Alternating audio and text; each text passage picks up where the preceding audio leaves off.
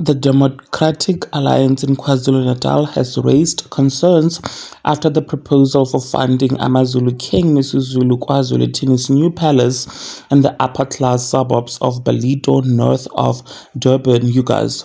The building of the new palace was proposed by the Office of the MEC for Cooperative Governance and Traditional Affairs AmaZulu Prime Minister Reverend Thulasizwe Buthelezi.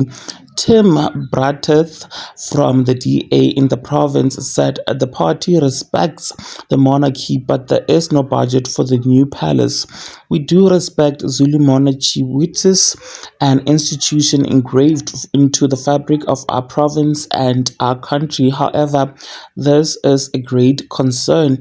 Um, he said they've inquired about the cost with the office of the premier, but they haven't received a response yet. There is no money in the current budget to fund them, he said. He added that the KwaZulu-Natal has other challenges that the government can focus on. The unfortunate reality is that unfunded mandates ultimately takes money away from the critical services delivery mandates. Areas such as local governments, education, health and social development.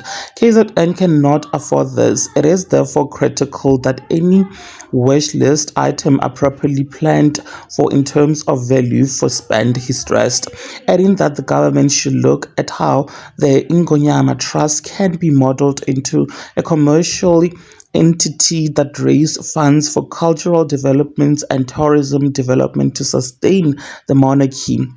He said this is not an attack, but a way to emphasize that they can use the assets they have in KZN to create income. Buthelezi said earlier in the week that they will build the palace in Ballito. He said this is where King Shaka resided and even his grave is here, said Buthelezi. Well, there you have it, guys. What are your thoughts? Please do engage them with me in the comments section, and of course don't forget to subscribe if you haven't yet done so. I'll definitely and surely be seeing you in the next video. Bye.